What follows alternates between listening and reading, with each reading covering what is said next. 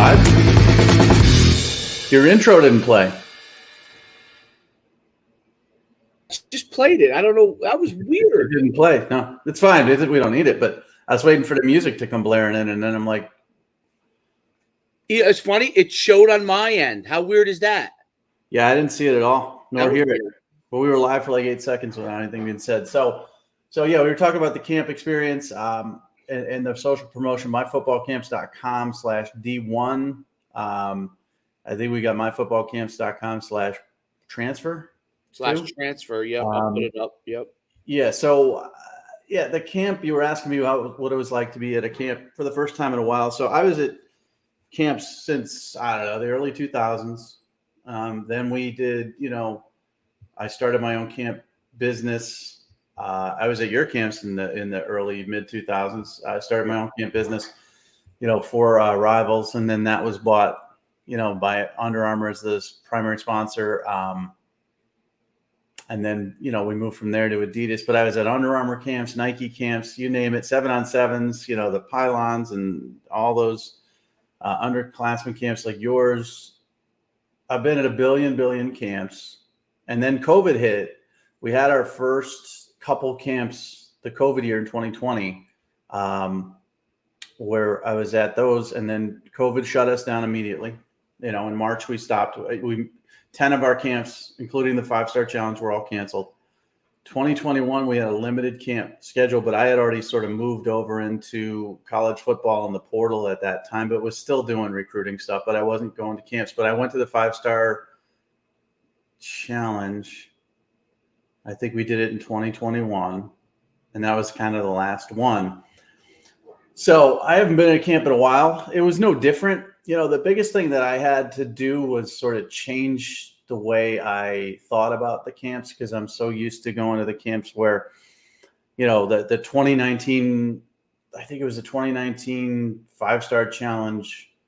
The last 7-on-7 game came down to Trevor Lawrence versus Justin Fields, and you're at that level of evaluation where you're looking at those kids and they're both 5 stars and they're number 1 and 2 player in the country. And you're picking apart what they need to work on from a college to an NFL level, and then you go to a development camp like we had this past weekend, where there's younger kids or there's 2024 kids that, are under the radar, and it's completely different. And I kept initially thinking about, footwork versus, doing the wide receiver drills. And I'm looking at their footwork versus like Jamar Chase and Stephon Diggs. And then I'm like, after initially doing that, I'm like, I have to get out of that. I have to stop that, because those are, arguably the top 2 wide receivers in the NFL, surefire All-Americans in college, on and on and on. So that was one adjustment to me. I had a couple people come up to me and said, "You don't look thrilled to be here." And I'm like, that's just my demeanor. That's how I am. Yeah, no, that's what I tell people. Every camp I've been at in my entire life. It doesn't matter who's there. You could have 25 stars at a camp. I mean, we had 5-star challenges where legitimately between over 3 classes, we had about 45 stars at those camps. And it's the same. I'm just to myself. I'm very introverted in that respect. I'm just watching and evaluating and just coming up with my own thoughts. I'm not a social gabber. I don't talk to a lot of people. So there was no difference there, but people take it as if I'm not interested or I'm miserable or whatever. No, I'm just taking it all in. So it was interesting. I watched your process too. because the last time I think I saw you camps it had to be like 11, 12, that time frame, maybe, Maybe.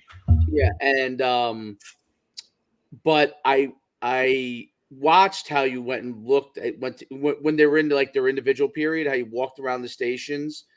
And we didn't walk around, but you kind of like maneuvered. No, you find one spot where you can watch. Maneuvering your body. Yeah. Right. So and I used to do that too, even when I was younger. And obviously at the beginning, when they're doing the dynamic warm-ups and stuff like that, I'm getting my steps in and I'm walking around and I'm trying to loosen up. It's cold in there.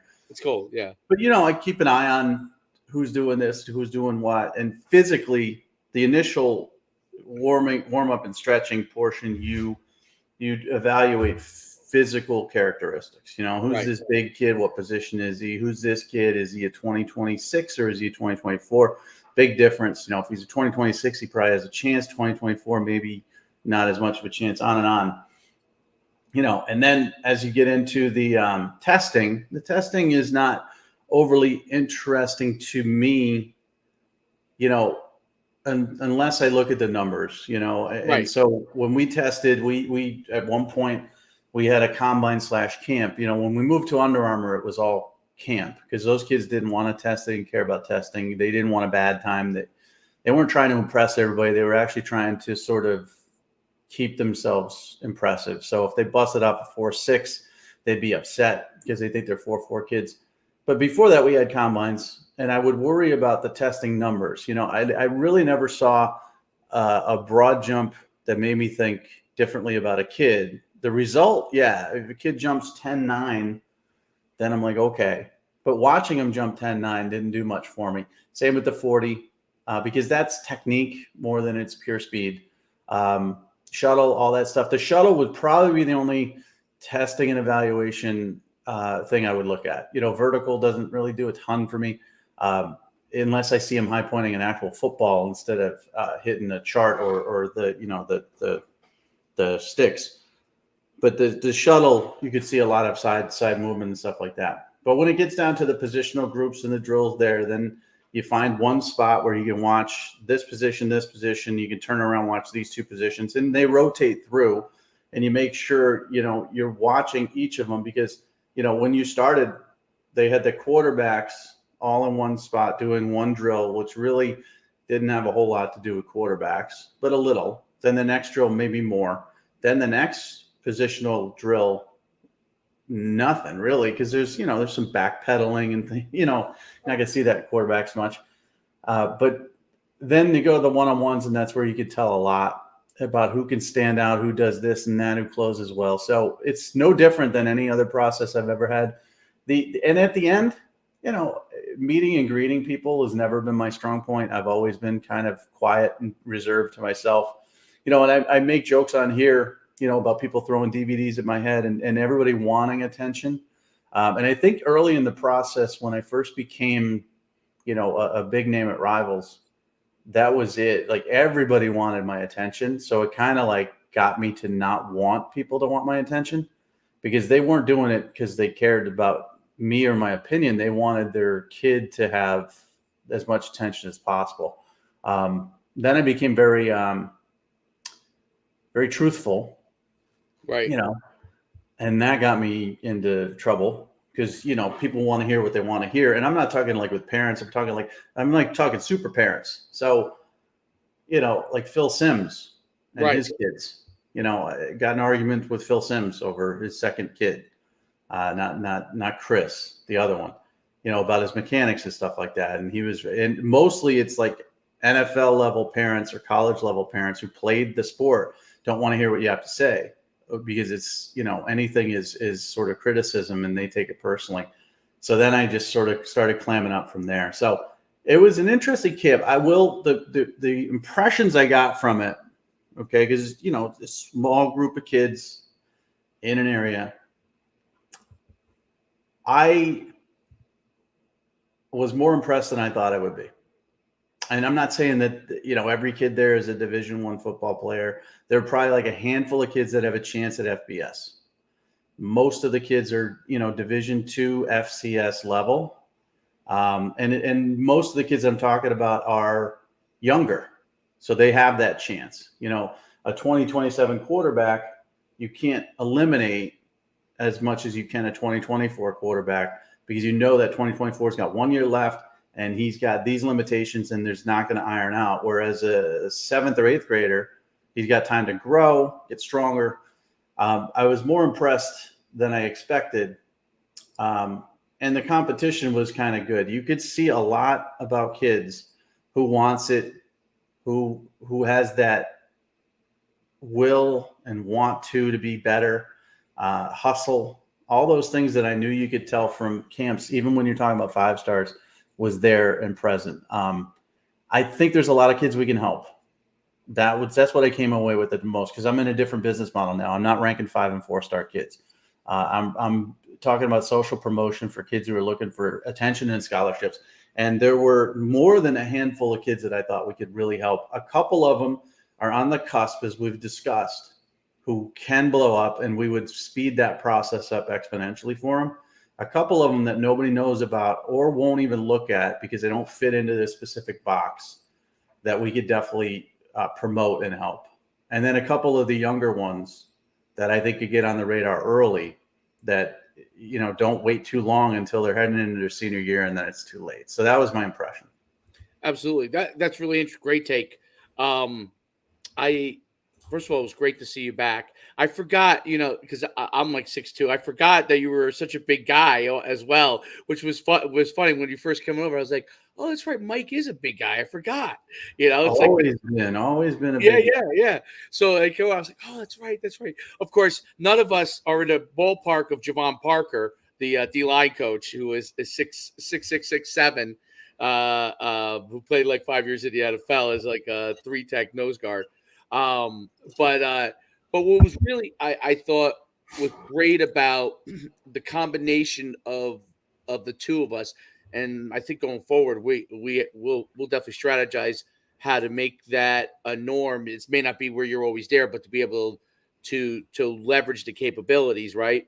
Um, was the fact that like your style is different than my style, and it worked really well. I'm a camp guy, right?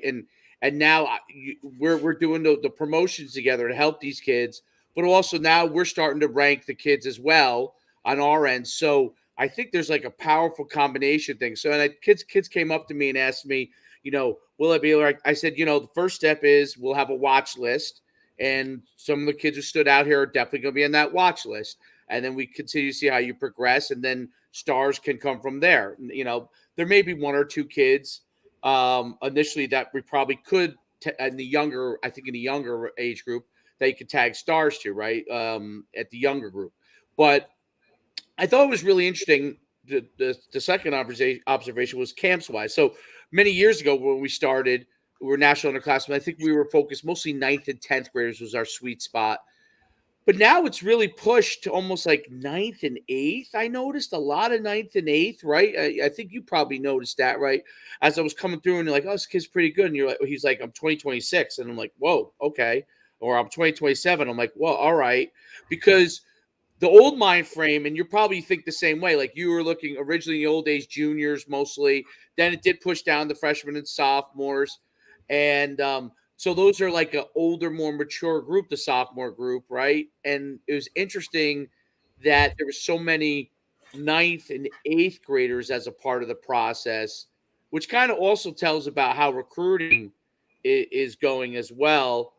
I thought that was really interesting, and a lot of really good talent at that level as well, and pretty polished. Not polished like a 2024 would be, but much more polished than I would see. I would say 10 years ago in the ninth and eighth grade. I remember ninth and eighth graders used to be really. You would see raw athleticism, but you wouldn't see good route running. Let's say it might be their first time running their route in the camp.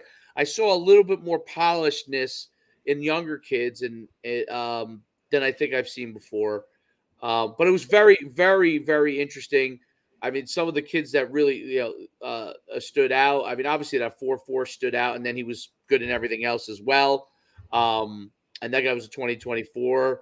But the player from Lacey as well, the eighth grader. Actually, the two eighth graders that stood out to me was the quarterback from Delaware. Let's see, where let me make sure I have the name right because I have it in front of me.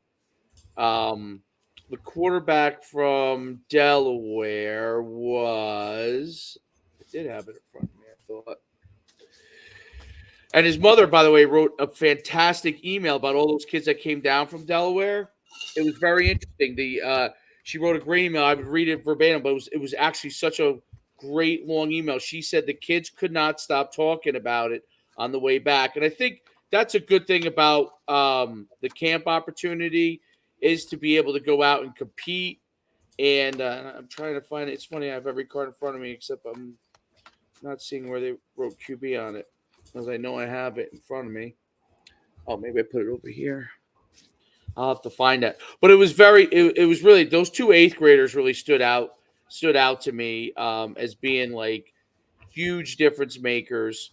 It was interesting to see a 6'2" running back. By the way, I found out last night that he scored 30 touchdowns in eighth grade last year, which is mind blowing for an eighth grader. I'm just trying to like pull the quarterback's name. I'll find it in a second. But the receiver running back was Joey Davis from Lacey, and 30 touchdowns in eighth grade. Now, obviously, that's like AYF competition and down it. But to me, I was like, wow, this kid. He may be a running back in high school, maybe a DB in high school. He could be an outside linebacker down the line, Right. safety. Could end up being a receiver. He's so big to start out from the get go. I think that was interesting to see. That something that I wasn't used to seeing in a long while. An eighth grader or the seventh grade lineman, Kern. He come over, took a picture next to me, and he was much taller than me. Yeah, me too. Yeah. Yeah. I was like, wow. So those are the things that you start to look at when people are trying to figure out, like, what do you look at in a younger guy? Right, it must be potential, right? Like the frame, do they do certain things well? Are they already of a certain size? Does that, is that a big deal? And do they have the skill sets already? That's the thing that was mind blowing to me, and I didn't realize till after, like the receiver from Toms River North, Nasir, who ran a 4.60. Like Toms River North is so loaded. He played a lot, but he's only a 2026 or 5, and he's still working within the system, and he was dominating. He was the receiver MVP at the camp. It's amazing to see how those kids were competing. So Yeah, and size is the first thing. So when I go to camps, and it's been this way since the very beginning, that's why the dynamic warm up, you just sort of size them up, and then you see what positions they go to. So, like the running back you're talking about, 6'2" kid, he goes to running back, and you're like, interesting. And you and I talked about it. They want him to get touches. So he's not, I don't think he's a running back at the next level. Right. I think he'll be, like you said, a wide receiver or a DB or a linebacker or something like that. It depends on how he grows. But that's the first thing that pops into your head. And it's with everybody. It's not just me. It's Nick Saban. That's how they initially evaluate somebody, is based on your size. Then there's the outliers, who aren't very big, but they pop off a really good time. Like AJ Bosch, the kid who ran the 4.4. Yep. Now he's a 2024. He's not that big. He's 5'9", 170. But that time gets your attention. So that's why the testing part is important, because I don't think, you would see him in one-on-ones, obviously very fast, but to run a 4.4 on that type of surface, when everybody else is running in a 4.6 range, that stands out. Then you look at him, you're like, okay, well, you got to overcome the size. What position is he going to play? Is he too small to be a wide receiver? Too small to be a corner? Or can he be a slot? Where's he fit?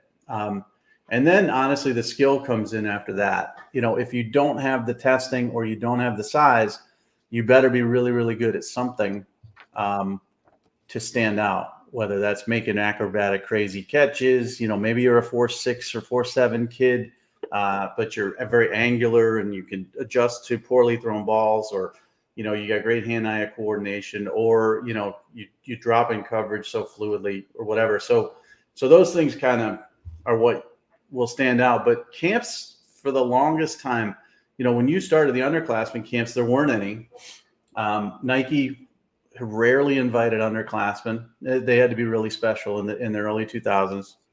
You were evaluating most of the kids that were heading into their senior year, and that's how recruiting was. Then camps became honestly more about underclassmen than about those other kids, because offers started coming earlier and earlier, and kids had offers in ninth grade, and they were already on the radar. So when I look at the camp like this, if I see a kid who's a 2024 who doesn't have a whole lot going on in recruiting, but I think he's got skills, and he may be one of those guys that doesn't fit, the size like AJ, but he's got the speed.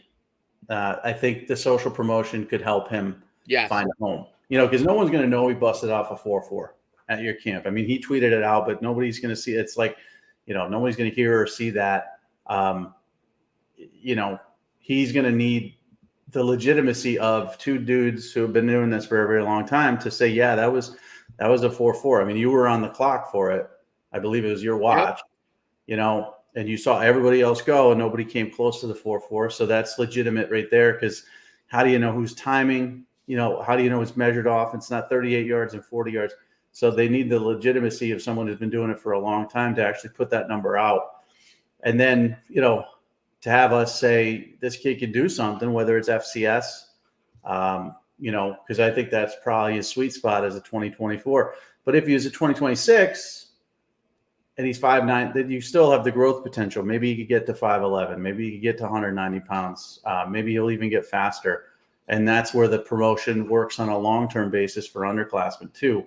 But it's needed. I mean, so every kid there, I could see maybe 2 kids out of that camp get offers on their own. And I'm talking Power 5 offers. Maybe 4 kids, 5 kids be at the group of 5 to Power 5 level. And then everybody else is scrambling for FCS and Division II, which is fine. It helps pay for your school. And FCS especially is with the transfer portal. But they're going to have to fight tooth and nail to get anything. And that's where the promotion is going to help them quite a bit. So we saw a couple of kids that, I think we could get offers for within a month, maybe 2 weeks. Yep.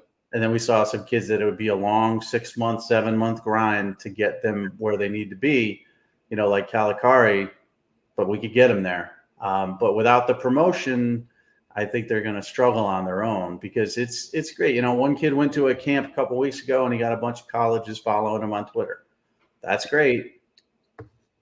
But having a social promotion from us where we're putting out the video and talking over it, it's better than follows. It's actual evaluation. And so what I came away from this camp was, a lot of kids we could help. A lot of kids need our help. And I think, that's going to be the case for any non-all-star camp out there.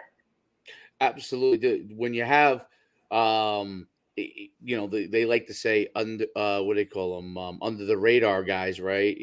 There's a whole business built under the radar videos from it, and that's what you have though. You have an under the radar person, but has the ability to get there, or just needs a boost, or is it a place that people don't travel to go to that often? Only a few schools go to. The kid, the Delaware thing is always an example because it was interesting because there's a lot of there was like a crew of like 8 or 9 Delaware kids, and the quarterback who's the 2027 Jamison Tingle. He went 8'11" on the broad as a 2027 in a 4.85 and had a cannon arm already as an 8th grader. Is listed as 6'1", 185. That's a guy who will benefit tremendously. I mean, already has the potential, but it was interesting because we talked. I brought it up to you if you remember at the camp. I said, remember the old it was Red Lion, then it became something Christian school where it says Red Line and it became I forget what they called it. I know. Well, they were the Honey Badgers, but I can't remember what the school was. But they had, the quarterback that had got offered in 8th grade. David Stills, yeah, Stills and all the kids. And, I remember Stills, his father adopted one of the kids who went to Mississippi State. He had the hyphen Stills last name. And Delaware used to have nobody ever get offers. Then they got offers. I thought it was interesting when they brought those kids because I was like, a few of those kids they were young guys. They could be offered guys. And these are the things that you have to do if you're not from a quote unquote normally recruited spot, but it does make a difference. So that's where the promotions make a big difference in that same exact kind of way, but even more powerful because of the experience we have. And then a funny other thing I thought about was when you're talking about how you, when you would go to camps, you kind of stay in the same spot. I remember, I don't know if you remember this, but we used to run those Ultimate 100 camps. It would just 3 days or whatever. And one was freshman, I think it was freshman, sophomore, junior, or something like that. We did it. And I remember one of them was in Atlanta. I can't remember the school, but it was in right outside Sandy Springs. And it was so blazing hot. I remember Jeremiah George, his shoes were actually melting. Who went and played in the NFL? He was at that camp and went to Iowa State. And he was telling me, he's like, my shoes are on fire. I'm like, what do you mean? He's like, no, they're actually melting. He's like, they're actually melting. Yeah. I'm like, oh. And then I didn't know what to do. I turned around over, and you used to take the towel, and you would get the water and you put it on it and you put it over your head. I saw you standing in your normal spot with the hat on, like you always have, with the rag over your head.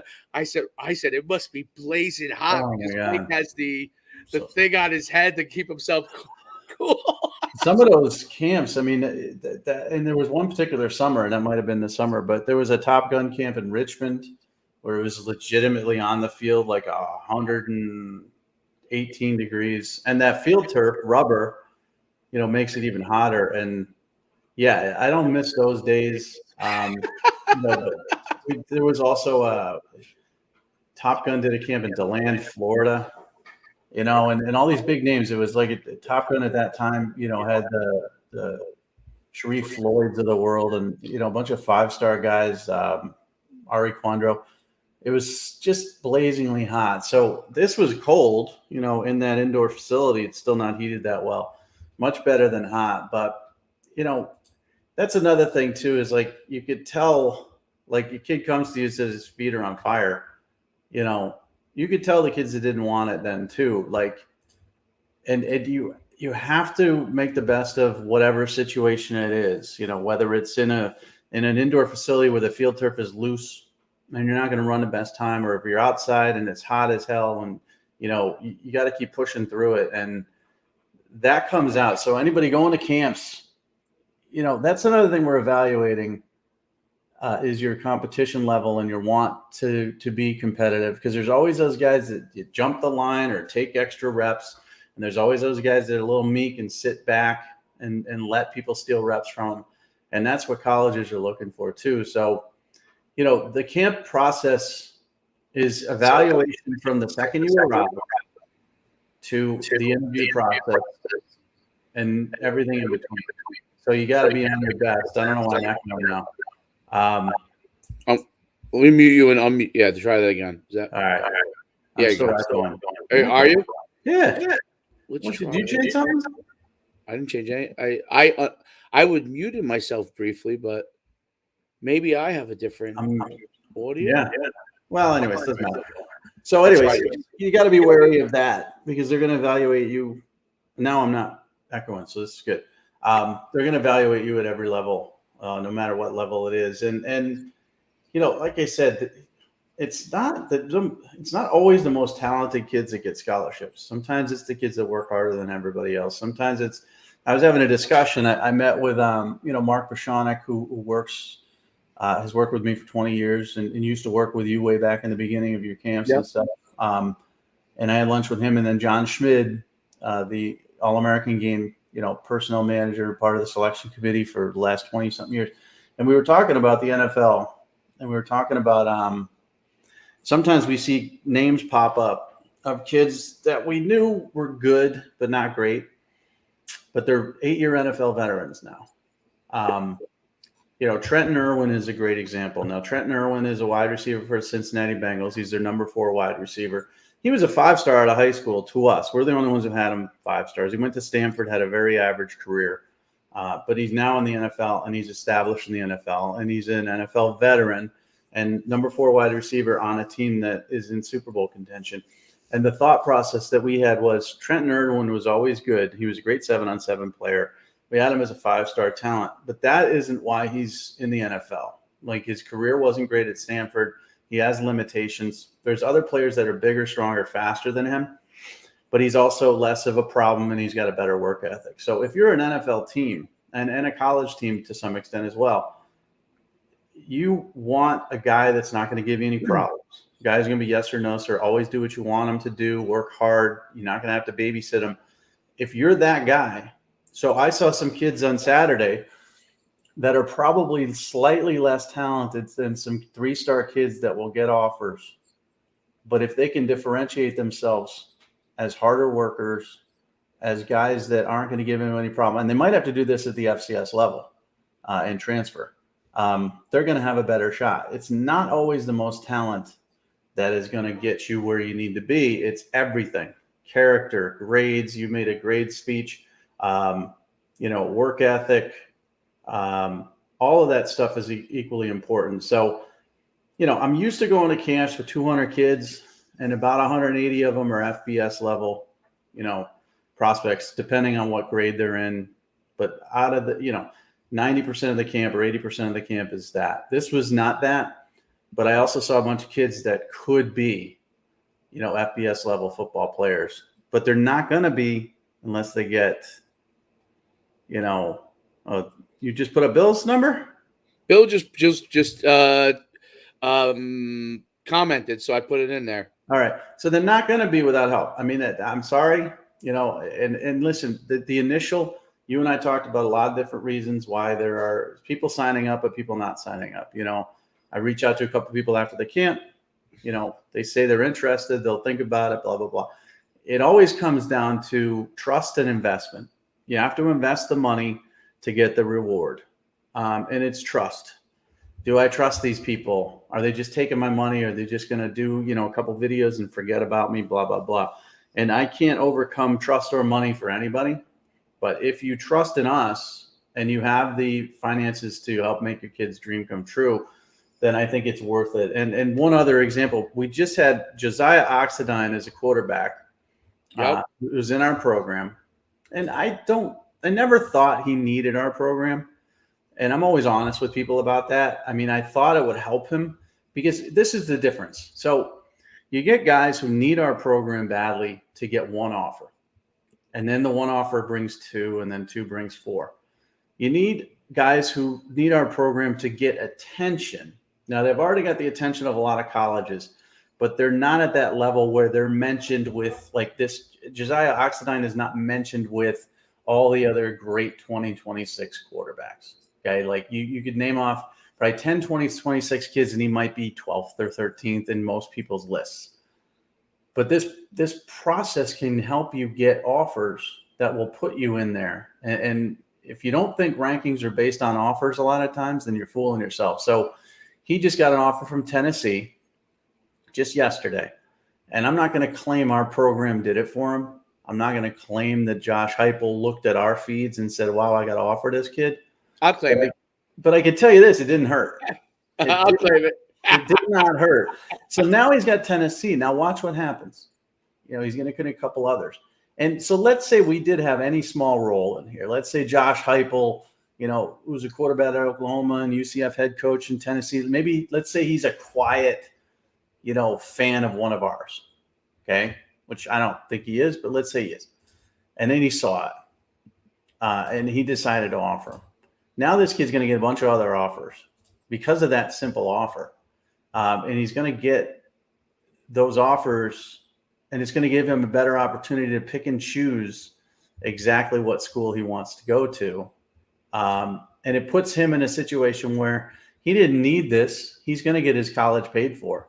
But now he's got an offer from a school that's big enough. The word acceleration, right? The word acceleration is the word I use. It begins to accelerate your process. There are guys that are going to get offers eventually at some point. If you're looking to accelerate it, if you're that guy like a Meese and Oxidine and Jaffe, and they utilize that program in a different way than the kids than Hartman did, right? So those guys are utilizing it because they are really good, known at least somewhat, and now they accelerate their process. That's, I think, the big key. The Hartmans of the world and Cruvers, right? Cruver to Florida Atlantic, Hartman to Oregon State, Kalakari to Dayton. Calcari to Dayton, right? Enlow to North Carolina A&T were very good players, but were not out there yet, right? So this helped to get them out there. They may have had one or two flaws that held them back from getting those initial offers in that first, when everyone went through the process on those guys, right? Well, now we're able to show how they progressed. They were late stage guys with us, right? Showed how they progressed, and now they end up getting offers, getting an opportunity. Look, I watched Hartman. Did you see the video of Hartman pin the guy in the district championship? Like, Yep. it also validates to me and you, I think, hey man, we were right in saying that this kid had the ability to be a Division I player, because look at him pinning and winning the districts, now going on the states. Like, he's a big guy, a big bear of a man who can move and is strong in hand-to-hand combat. And those things are very valuable as you go to collegiate level. When you have a program like what we have, we're able to really look and assess that and say, "Yee, this is a guy." Like, I remember you saying, "Hey, he's a wrestler." You said it to me, like, this guy's a wrestler. Like, and he's not just a wrestler like who goes out there and wrestles. He's a good wrestler. Now he's obviously, in his last year of wrestling, really taken to it. He probably knows this is his last year of probably wrestling, right? Takes to it. He probably could wrestle in college, is my guess. Guy pinning people in the district, going on the state at that size. So that tells me that those are the guys down the line. You look up, and all of a sudden they're a 3-year starting center, at Oregon State or something like that, because they have that hand-to-hand combat, the good enough footwork, and the brightness to play the line and be able to do everything, right? And that's what the program. There's different types of players. There's the guys who need the acceleration. There are the guys that need to get out there, like aren't even out there. There are the young guys that are early stage in the program and want to really boost their process, get them, Marshallicks of the world, right? Who he was there. He did an excellent job he was in the showcase portion. And so there's different stages. So what I think I found, and I think you agree with this, we're able to kind of figure out where each person is in their process and tailor that so the guys who end up looking at it from a college standpoint see that they're in that part of the process and can evaluate them as is there, which I think is powerful. That comes from experience to me, at least the way I look at it is our experience, the many years of seeing so many different guys, right? You kind of have that experience to know what stage you're in, and you can help evaluate from that process. Yeah. So, I think everybody or most of the people who have signed up for it have been happy. We've had some one-timers that, have gone on, didn't want to do, anything beyond the one time, and they've gone on to, maybe lesser than I think they could have had they done the 6-month. But that's, that's nothing I can do about that. And I think it comes down to eventually just like, we could tell you about it over and over again. We could, give examples over and over again. We could talk about it in circles, and it comes down to, do you want to make this investment or not? And I always come down to it. I don't have kids. You have a 7-year-old, but if I were a parent, I would do this, because there's nothing that's going to stop me from trying to make my kid's dream come true. Not $1,000 or $2,000 or whatever. I'm going to invest it. If I lose it, whatever. If my kid doesn't get what he wanted out of it, or if he doesn't get to the level he wants to out of it, but it's just such a good investment, just in case he does get everything out of it. I mean, the Enlows you mentioned, we still got Chase as our other guy, and we're retweeting his videos, and we got videos coming up on him and stuff like that. And he's in a better position than Bryce was, because Bryce came to us late. But Bryce going to A&T is great. I mean, that's great. He had nothing before, and now he's going to HBCU, great college. His brother will probably go a little bit higher level than that if he decides to, or he could go to the same school, because that's what brothers tend to do. They're happy. And I'm sure it wasn't easy for them to like hand over money to us, and there were no guarantees. We've had some people ask us, specifically about guarantees. And I tell them flat, I'm like, listen, you want a Division I scholarship, you want a guarantee of a Division I scholarship, I'm going to charge you $30,000, because a Division I scholarship is worth $250,000 to $300,000. So I'm not going to charge you $1,000 to get that for you. That's ridiculous. Yep. And if I'm going to guarantee that, I'm charging you 30 grand. I'm not guaranteeing that, nor would I ever. So I'm asking you for this amount of money for us to cut up these videos, put them out there, put our name on it, and get you the attention you're looking for. To me, it's a very minimal risk investment. But, we're in a crap economy. Money's tight for everybody. I get that too. We don't go overboard in the sales process. We don't like, come on, do it. I think the more you do that, then the more you have to deliver. And I don't feel comfortable doing that. I feel comfortable saying we're going to promote them as best we can. People are going to notice. If they like them, they like them. If they don't, they don't. And then that's it. But the more you try to sell, the more I think, you have to deliver. And I don't want to be in the promising business. So do it or don't. I think, there's a couple kids that I'm, going to talk to their parents, after this weekend, and we're going to have a couple brief conversations about it. And then I'm going to come down to say, well, if you don't do it, I wish you the best luck in your journey. I hope the kid ends up at Alabama, or wherever he wants to be. If you do it, then you're a client, you're on board. Let's do this together and let's figure this out. And so with that comes like little emails. Like I just got an email from the Greenlee kid's dad. It takes me 2 seconds to respond, and I will. So Hill Greenlee's this 2024 offensive tackle in Dallas, big kid, 6'7", 290.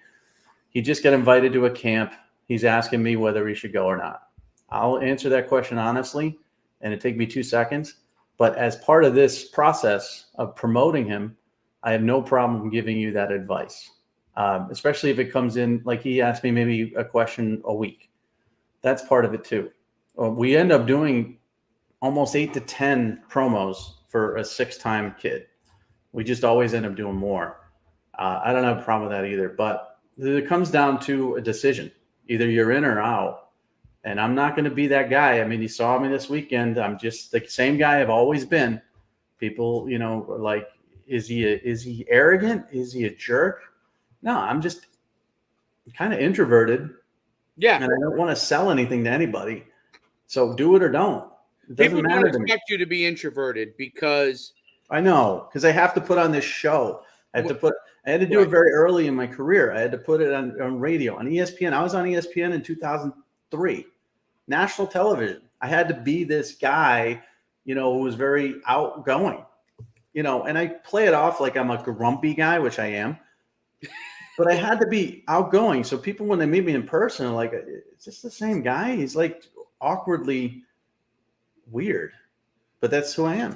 Well, I say if you watch our podcast, like I always, like you got to meet Coach D, who is like my he's my director of operations and stuff, and he was working with, what position did he work with that day? Oh, he was working with the defensive players, and is he the one with the beard? He was the shorter guy. He had the beast. He had the NUC sweatshirt on. Oh, the old one, the old sweatshirt. Not the old, the gray, not the gray one. That's the line coach. That's the guy with the beard, the gray, with Tom Risk, who's been with me. Yeah, he was working with the O lineman, I think. He was working when you were at camps. Like he remembers. He always says to me, he always brings up. He's like, remember when Mike had the it was so hot that he had the towel on. We always bring that up because he was there. But the younger guy, he's probably, I would say, he's mid-30s, had the black sweatshirt on, about 5'9". Yeah. He was working with the linebackers. Right. So he always watches the show because he works with me, and he knew your personality from watching the show. So, like I said, if you watch the show, our show, you see what we talk about, how we kind of like, it's different than when you go on Childer's podcast where you're talking about a specific thing.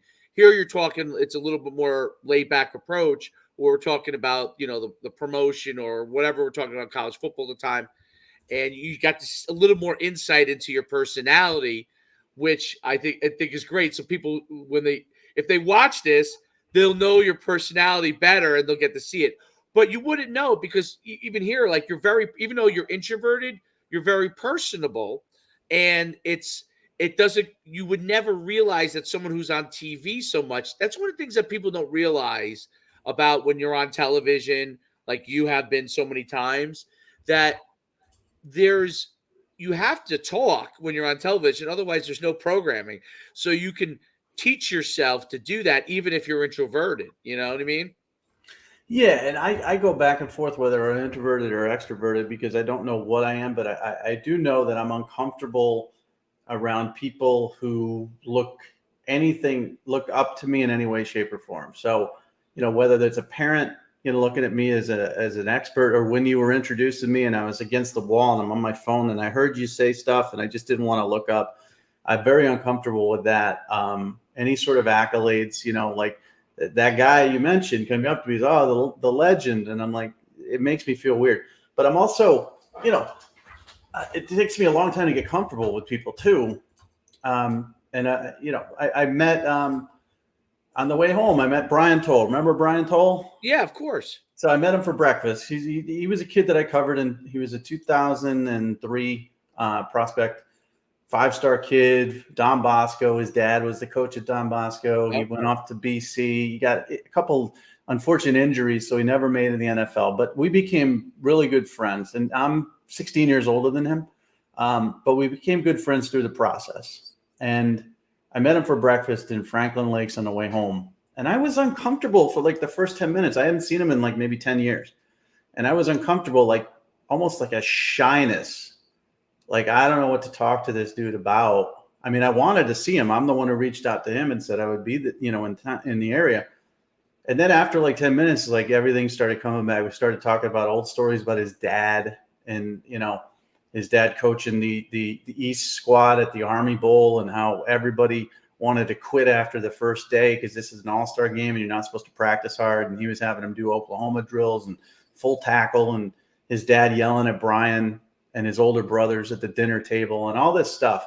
And I got into a sort of a rhythm again, but it took me a little while. At first I was kind of like, and that's because Brian always kind of looked up to me too, because I was the guy ranking him and I'm older than him. I just feel very uncomfortable in that role. So I don't even like any sort of accolades from anybody in person. Online, if anybody says, yeah, you're the best evaluator I've ever seen, which people don't, because on social media, it's all about how much you suck. I'm much more comfortable with the online you suck portion of things. But in person, I'm very uncomfortable with anybody who sort of looks up to me in any way, shape, or form. So that comes off too in these promotions when I'm talking to people. They're like, we really respect your opinion. We want you to help us. And I will, but I'm like, I don't, I'm not going to pick up the phone and call you and talk about it because it's just not who I am. So maybe I'm odd. But I think it comes off as arrogant. I think it comes off as a real jerk. I think it comes off as like I'm the king of the world and nobody else should talk to me. And maybe that's what it was when people were throwing DVDs in my head. I just wanted to get out of there early because I didn't want to talk to people, partly because of my awkwardness in that respect. But I can hold a conversation. I can talk to anybody. It's just I'm uncomfortable with it all. So that when you asked about the camp, that was the part I was a little uncomfortable at the end, taking pictures with kids, because their parents knew me and looked up to me. Weird, but I still want to help these people, like I want to help everybody who signs up for it. I don't want them not to be successful. I mean, why would I take their money and then feel good about myself if they didn't get at least an honest effort out of us? They're going to get that at the very least. I've been surprised at how much success we've had, because remember the first one we had come through, I did an eval for, and I'm like, I sent it to you. And I'm like, am I seeing this right? This isn't good. This is not good. There's nothing I can really say here that's going to make this anything beyond, Division III. And you're like, no, you're seeing it right. And I thought that was going to be how it always was. And then we got our next few, and I'm like, these kids are actually not bad. And I'm telling you, You put, Ben Hartman's film out there and say he's got 5 offers from, smaller schools, Rutgers, Maryland, Pitt, Northwestern. Nobody's going to know the difference. And he's not the best offensive lineman, but he's good enough to pass that way. Nobody just knows about him. So if we were to do that, like take a kid like this AJ Bosch kid who ran a 4.4 or 5.9, if we put out, social promotion, he just got offered by Rutgers and UConn, nobody would question it because he's good enough. Yep. It's just nobody knows about him. And that's unfortunately part of this process where you need that validation from offers to get other people interested in you. And we're not going to make those up, but I'm telling you, there's not as big a difference as I thought. Yeah, of course, Trevor Lawrence to the quarterbacks we saw this weekend, a bit of a difference, but that's the number 1 pick in a draft. But a 3-star kid in that same class who maybe went off to Iowa State versus a couple of the younger kids we saw, there's not a big difference at all. I agree with you. And the change of the guard, especially the quarterback position, and how they choose the quarterbacks, I mean, it has to be vastly different than when you first started. I mean, you got guys that are 5'10" getting D1 offers and guys that are 6'5" getting D1 offers at the quarterback position. There used to be a standard kind of size that was a bare minimum, right? That quarterback has changed depending on the college style of offense, right? So what they're running kind of more dictates to what size they can get away with. I mean, obviously everybody wants to have a guy that's big and can run too and has a cannon arm. But you point right to Josh Allen, and he didn't even get the offers coming out, and he was big and could run and had a cannon arm. So it was kind of like those things. Like Josh Allen, I'll use him as an example. If we had this promotion back when he was coming out and we were doing it, he would have had at least 5 to 10 offers easily. And it's just because as the guys go through the process, if they get a guy they want, of course, especially quarterback has limited number of offers, right? They get a guy that they get hooked in, the staff buys into. They're not even looking at the next guy unless he's so much better than the person they have. And it's just that's how the process is. That's where the promotion helps so much. I mean, it makes a difference to be able to get them out there, and almost a validation too for those guys that were not necessarily in the process. Listen, I had college coaches reach out to me and some other guys and said, Mike Farrell is doing the promotion of players now, and I said, yeah, like he's like, they're like, it's so interesting how he's taking what used to be his model with like the 5-star when you would talk about the benefits of a top guy, right? Like what he did. Because I remember your old videos on that stuff, I don't know, Noel Divine, you know what I mean? Like, Yeah. Oh, well, how he changed his direction. Ain't nobody like that back in, the greatest highlight video of all time, in my opinion. And, I remember that video when you did it on him. Now you're taking that similar process, but applying it to those players that we have coming across to show what they can do, that the guys that have the ability, what they can do. And it's very intriguing because now the truth is you were evaluating 4 or 5 stars, right? What schools we're going to look at those? The probably top 10 schools in the country, mostly. Okay. But if you were at Pittsburgh, you might not feel like you could get that guy. So there really is a huge benefit with what we're doing because, Pittsburgh is still looking for a guy that has the capability maybe of a 4 or 5 star, but is either not yet there, for some reason, everyone keeps telling Pittsburgh or West Virginia or I don't know, Maryland, right? You should look at these guys. You should compete with Alabama for those players. But they know that maybe they might get one. They might win one of those battles, but they're not winning 15 of those battles. They're going to win maybe one battle, and they got to fill out the rest of their roster with those 14 other guys that have potential. So if they go against Alabama down the line, maybe they can pull an upset. Maybe they can compete, right? And that's what I think is unique. You're taking that skill set evaluation you had with the 4 and 5 stars, and you're applying it to players that a lot of other guys still have to value. There's plenty of Division I and FCS schools that are looking for the right guys for their program, and we're helping to facilitate that in the right way so they can maybe see those attributes. Yeah, and the other part about that too is like if you see a kid in our promo, honestly, if you're a college coach, and again, I don't expect any of our promo kids to ever go to Ohio State or Alabama or, even the tier 2 blue bloods, and I count like Florida State as a tier 2 blue blood right now, and they could be back to tier 1. They just won 10 games this past season, and Mike Norvell's got them rolling. But the blue bloods, the Ohio States, the Michigans, the Texas, the Alabamas, Georgia now, USC. I don't expect any of our kids to ever go to those schools ever. They don't need us. They don't need this. Nick Saban's not even on Twitter. Now, of course, he's got, Bob Melton and his other guys evaluating this stuff, but they're not looking in our timeline for guys. But what happens is you mentioned the Pitts and West Virginias, Maryland's and Cincinnati's and all those schools.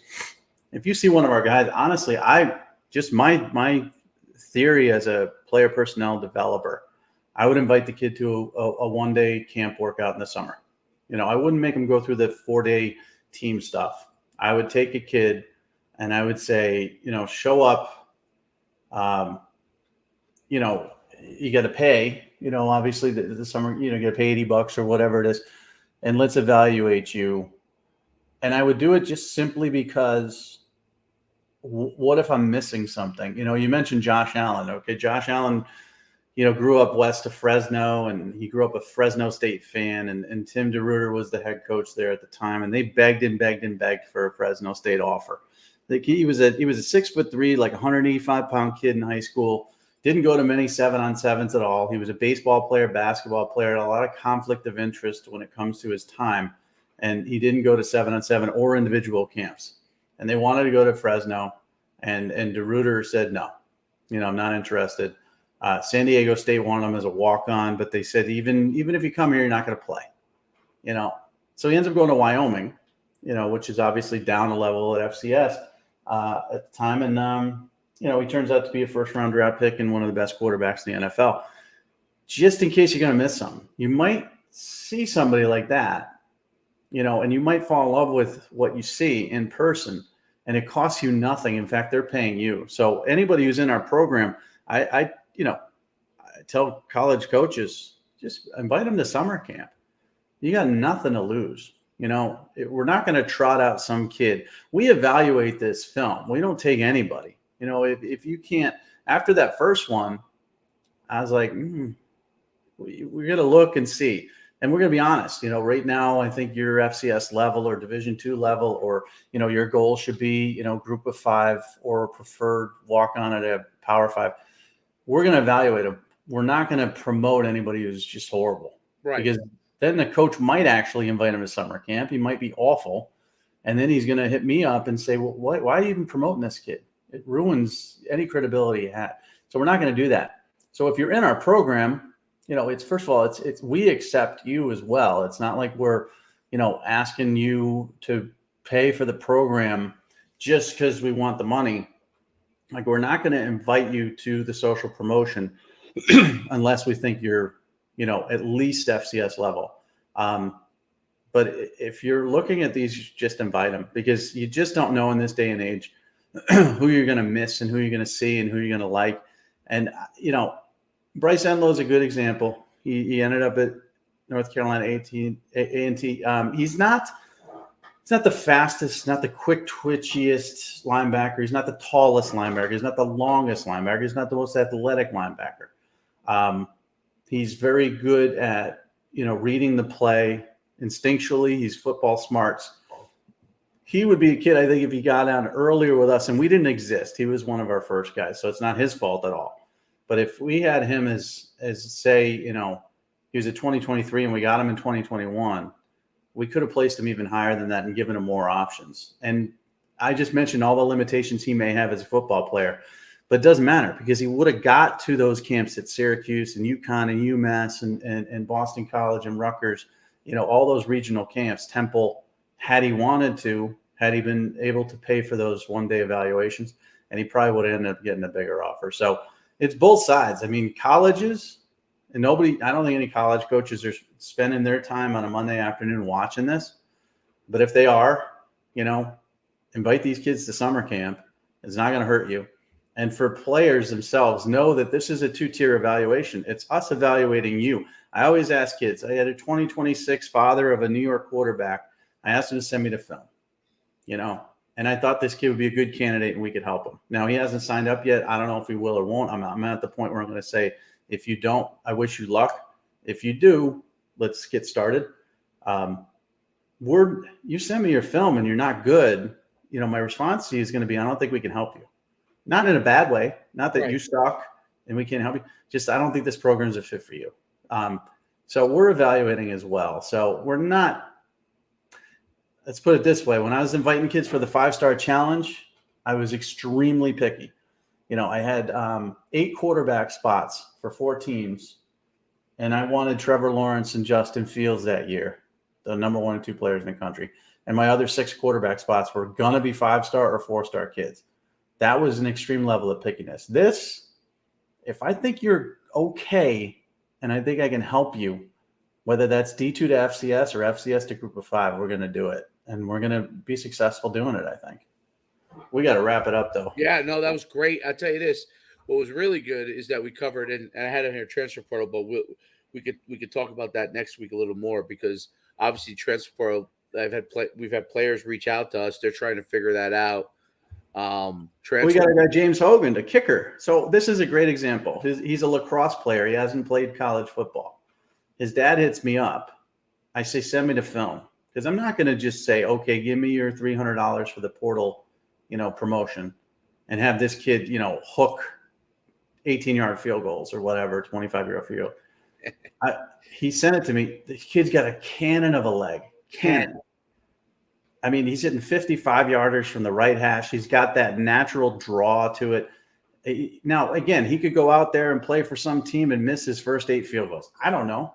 I don't know about kickers, but I know he physically can crush the football. And he's never played college football. So he's in our program.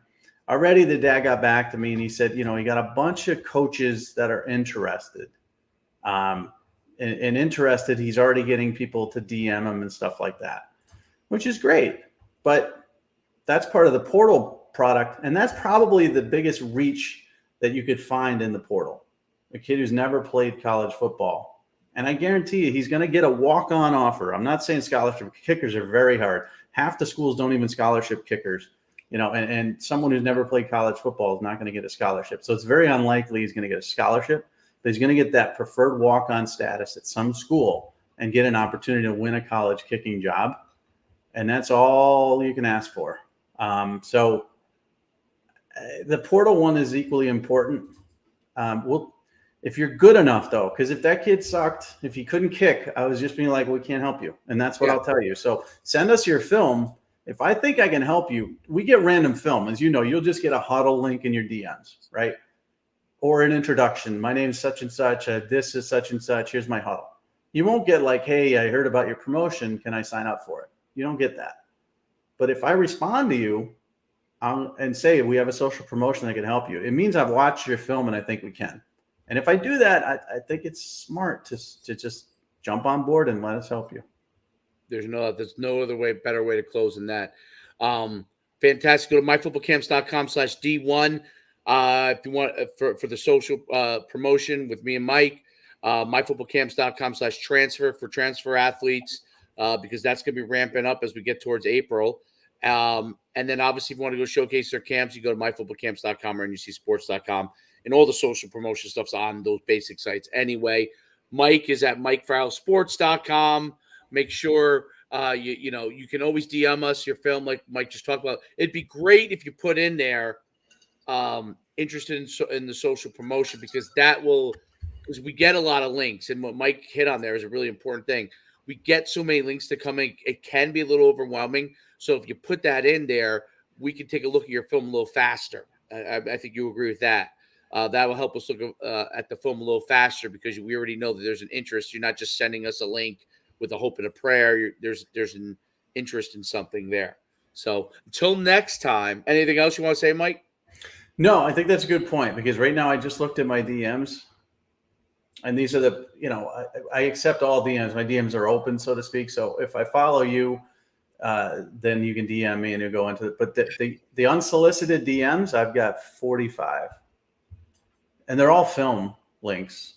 And I'm going to look at each one of them. But if you say, "Listen, I heard you have a promotion. Can you look at my film? I'm interested in it." You're going to go to the top of the list over someone just randomly sending me their film and asking me for evaluation. So that's a good point. No doubt about it. What's amazing is and we'll sign off with there's actually like pro football going on right now with XFL, and then I guess maybe I can't get into it. I don't know. No, I can't. USFL, I used to love when the USFL was competing with Oh yeah, the NFL back in the day. Herschel Walker and Doug Flutie on the New Jersey Generals and Mike Rozier and the big name guys going there. I used to love it, and they've kept the tradition of those USFL teams and jerseys and stuff like that. I watch it now though; it's unwatchable. I can't watch it. They're just not. It's just not XFL. I mean, that's how good the NFL is and how good college football are. They're two really good products that are just so head and shoulders above everything else that even me, who's dying for football right now, it's late February, worst time of the year for football fans. I can't watch it. It's unwatchable. It's unwatchable. The NFL needs a D League thing, some sort of D League thing, where I'm not saying it has to be NFL branded, but somewhere it could be the USFL, but co-signed by the NFL, because I think that would be a better process to take these guys who got cut, who are on the verge, were practice squad guys, and say, hey, listen, you were a practice squad guy. We need you to go develop now for 3 months. You know what I mean? Like they do with the D League. I think the NBA has that part pretty good. I know this old OT elite thing is trying to nip at the buds of that D League with the I don't know if you've seen that, but they're doing that also with 7-on-7 OT sevens overtime. I don't know if you heard of Overtime Sports. Mm-mm. Oh, I've heard of Overtime. Yeah, yep. Yeah, they do this OT elite where it's like we'll talk about next. I'll bring it up next week, but like 15 to I think it's like 15 to 19, like a mini pro basketball league, and they have their own arenas. You probably could Google it real quick and find it. But they did it also with 7-on-7 last year, briefly with like the South Florida Express. Maybe Boom went, and they're trying to include more because we may put our club in it. It's just that it's in July, and a lot of kids are back in their high school teams, so it's not as easy to get them out there. But as that becomes bigger, they're trying to tap that like group of kids that are going to probably be NIL guys, is my guess. NIL guys or potential pros. But it's interesting because that's almost like a I wouldn't call it a D league. I would call it like a not double D, because double Ds are nice. I would call it like maybe like a sub D league type of thing. But it's interesting how they're trying to dip into that market. But I think the NFL needs like in order for something in the spring to work, it would have to be like an NFL D League, and it can't be an NFL Europe because no one's going to watch that if that failed already. Like they keep going back to some of the things that have failed already, and I'm like, why do we keep redoing the failure things? Let's like figure out something that ties into the NFL, even if it's just sub hosted by the NFL, meaning it's its own entity, but NFL's co-signed on it. I think that it would be a better product as a whole. I hate Yeah. the WNBA, but the WNBA having the NBA behind it gives it a chance. You know what I mean? If the WNBA was just like, I don't know, the WBA, Women's Basketball League, with no affiliation to the NBA, would last a month. But that affiliation has been able to keep funds in it, so they have a high level of competition. Even though I like girls college basketball because I'm a UConn guy, of course. I like girls college basketball at the highest level is enjoyable to watch. I don't really watch WNBA, but I see how the product that the way they do that is a good tie, and the NFL could use stuff like that, I think. Yeah, it would help certainly, but again, I don't think that's ever going to happen because No, I agree. you're not going to put good players like the NBA is a rookie league and all that. So you're not going to put players at risk because there's much more chance of injury, having them play in the spring or summer. So we'll just have to muddle through this awful football, and I guess just focus on spring football, which is coming. So and the draft, we got the combine this weekend, starting this weekend, so I'll focus on that. But yeah, I'm not gonna watch this other stuff. So all right, let's get out of here. Yeah, let's get out of here. We'll see you next week. Thanks, Mike. I'll talk to you soon. All right, see you.